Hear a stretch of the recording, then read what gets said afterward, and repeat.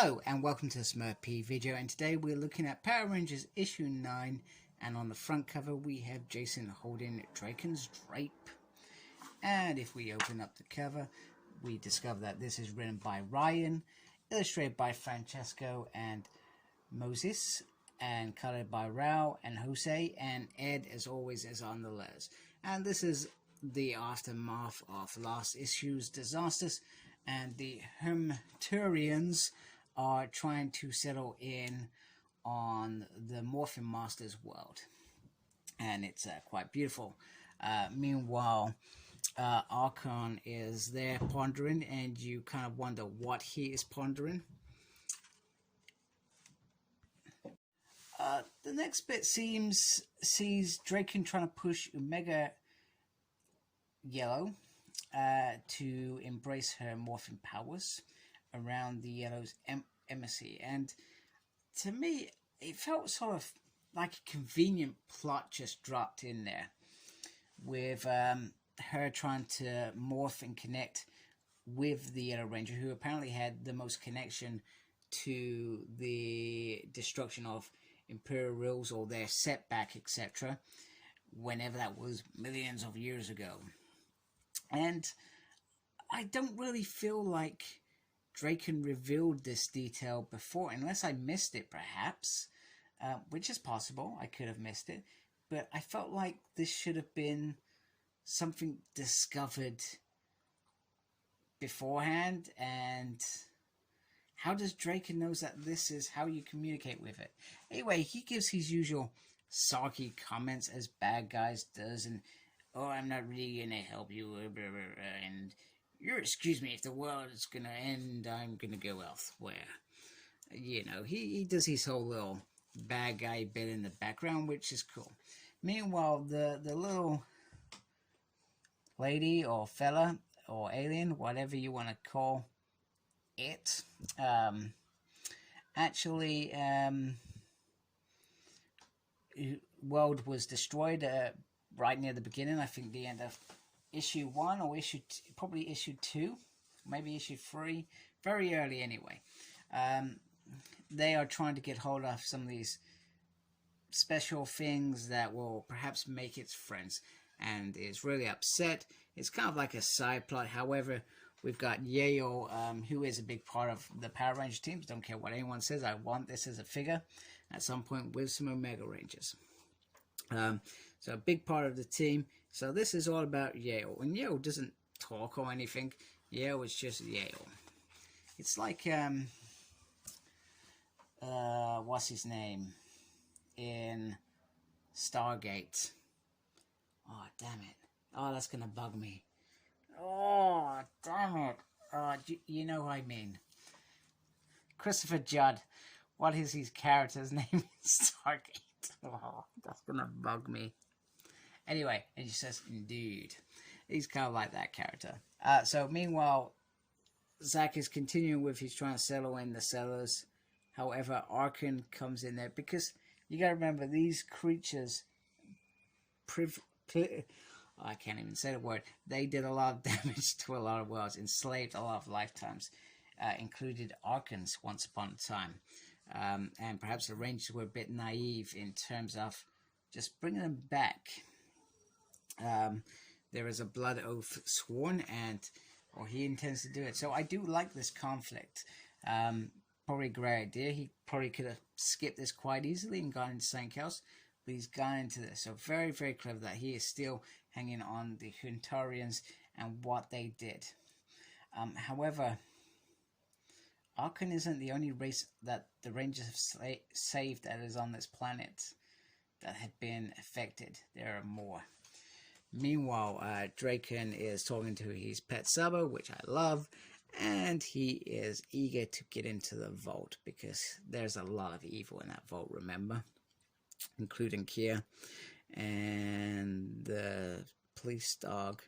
Not police doggy Cougar, but you know that other dog. I'm just calling it police dog because it just reminds me of Cougar. Anyway, he feels like it's calling to him. So hey, there could be something going on there. Something that could happen. Anyway, Jason makes his whole song and dance about, hey, it's just been polished, stay away from there, or you may end up in there. And then Draken goes to play his games then, his manipulation games, where he then decides, you know what, and I feel like this is a bit sudden out of the blue, let's fight for it. If I win, or escape. I won't kill you, but I'll escape. I say I escape. We'll call it that. If you win, you get to beat the crap out of me. It's all good. And I say that it was fine because I was, doing something. And it's because you really want to. You want to do that because actually you're really inside a bad guy. You want to do damage. That's why you're a Power Ranger. You're not here to say you want to go hurt things. That's what you do. So he digs into that little thing. And then the next thing is that he says, the Jason of my world can beat me. Very clever. I enjoyed that bit. That was very cool. And such a Draken move to do. And inside, we all know Draken's got a beautiful heart. And we all love him really now. Do we? I kind of enjoy him. As sad as it is, I enjoy him winding the Rangers up, toying with them. Because that's all this is to Draken. He's just toying with them. So anyway, Zack decides to sacrifice himself as long as no more violence happens. He plays a very, very good card here. And it costs him his life. I know. No, I'm just kidding. He just gets gets a little nip on there. And the debt is paid. However, you people have lost your world, and you will grieve, and you will know what you have caused. Meanwhile, Trini is carrying on, and Eleven says, you know what, you should be relaxed and, not do this, because you're tired. Yeah, that's it. Tell a lady she's tired. That's exactly what she wants to hear. Not. So she goes all out there, and she releases that power and catches up with the embassy. Now, we don't actually see what the conversation is with the embassy. However, they told me is, do not seek me out, for you bring with you nothing but death. Ominous, as Zack puts it. Not me. It's too big a word for me. Anyway, this is a really sad moment. So the Rangers go off to do stuff. I'm not even sure what they're doing. What are we going to do? They're just going off to do stuff. Anyway, Yale returns, and the little fella, lady, whatever you want to call her, is playing. However, the friend she is making with her, and bear in mind, Yale's gone and got those sweet jelly things that they thought that would make this friendship goes, and they don't want to play ball with the kitty.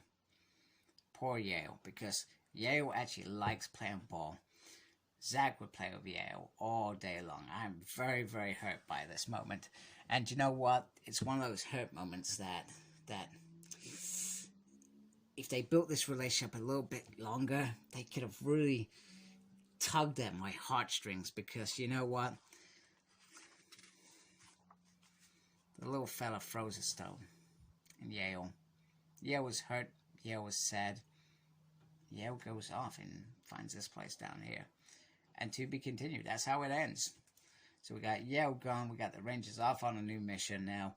And we have this little fella who should feel very, very bad tonight. No supper for you, man. Hurting Yale's feelings. So I thought it was very cool. Very, very different. And so once again, we've kind of sidetracked from sort of the bigger picture, but there's sort of things that are taking you in the next direction of this run. So once again, I there wasn't much that I didn't like about it. There was a couple of things I thought. The thing with Trini felt a bit convenient. I felt like there wasn't enough effort in that beforehand. Like, even if they had found something, do you know what I mean? Or Draken said that this is what I know, but I don't think he has. So it seems bizarre, a little bit bizarre, and like I said, a little bit convenient. So anyway, please subscribe to my channel if you like listening to me and listening to me talk comics and talking whatever I'm talking about. And embrace geekiness. Take care. Thank you. Goodbye.